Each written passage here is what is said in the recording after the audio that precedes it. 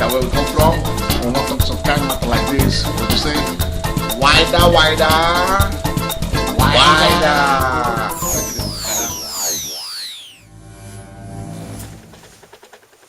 Hello, this is Face to Face on Radio Africa 1.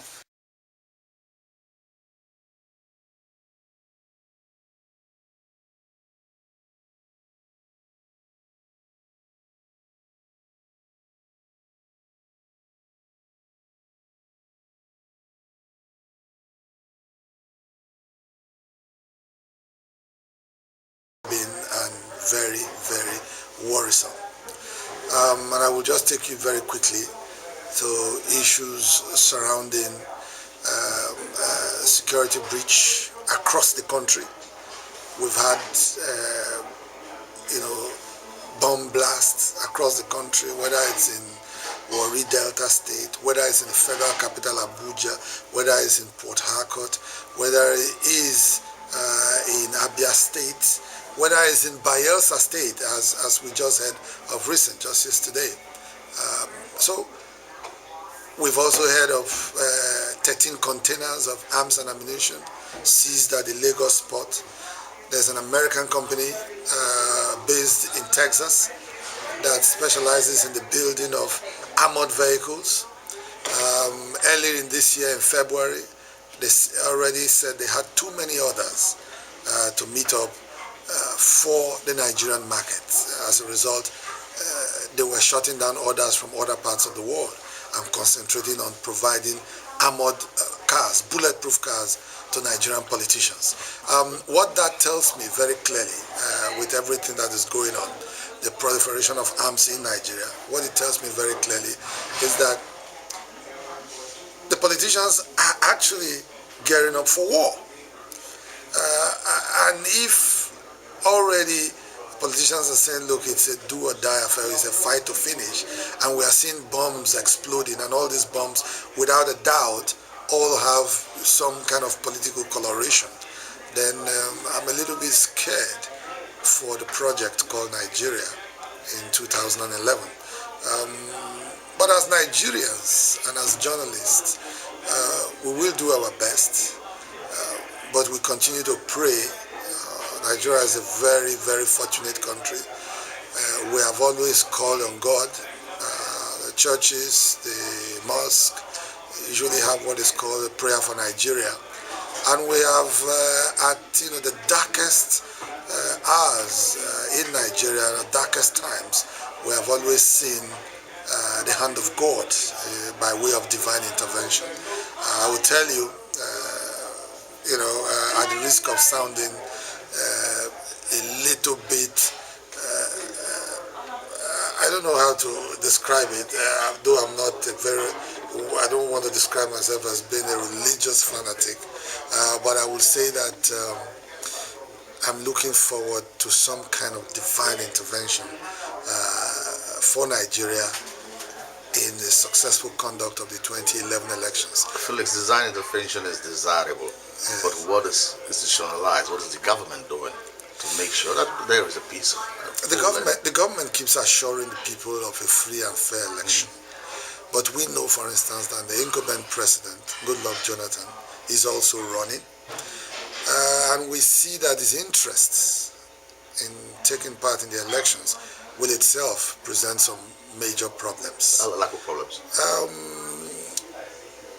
We see that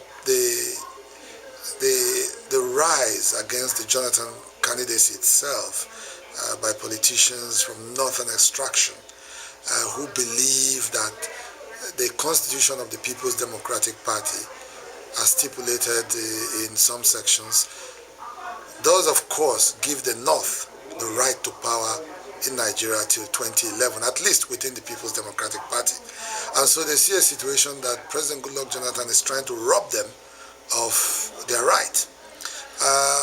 President Jonathan himself understands the situation very clearly, and I think that he's a little bit desperate because he's trying to turn everything on its head, trying to change the PDP agreement, and in so doing, that has made him a little bit desperate. If you ask me, I'm not very certain I am not optimistic that the 2011 elections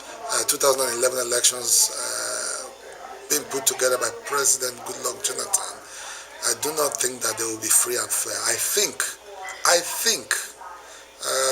most sincerely, that President Goodluck Jonathan will try to affect the outcome of the 2011 elections, and that itself could present very, very catastrophic problems for the Nigerian project. Now, wait a minute. Is there an agreement? Well, was there an agreement brokered in 2002 between the stalwarts in the PDP?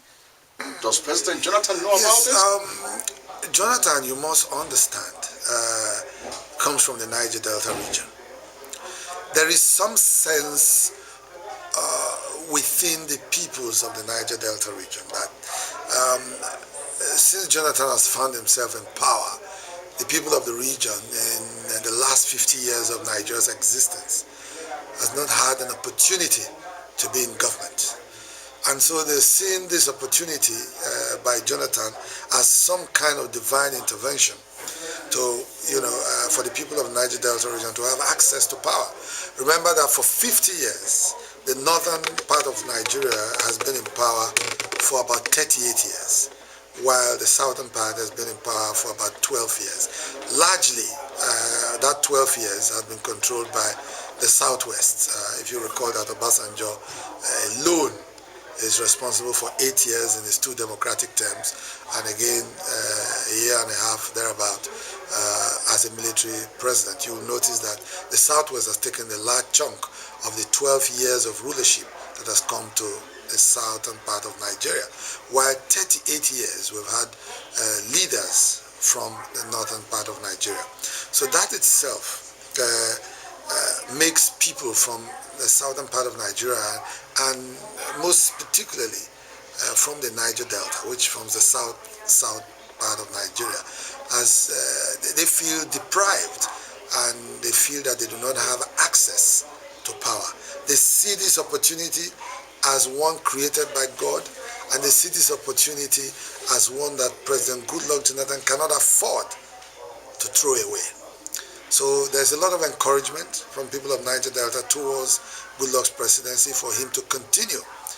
But the big question there is, if we have several ethnic groups in Nigeria, if we have adopted zoning, even in the Nigerian constitution that talks of federal character, why will President Goodluck Jonathan want to overheat the polity?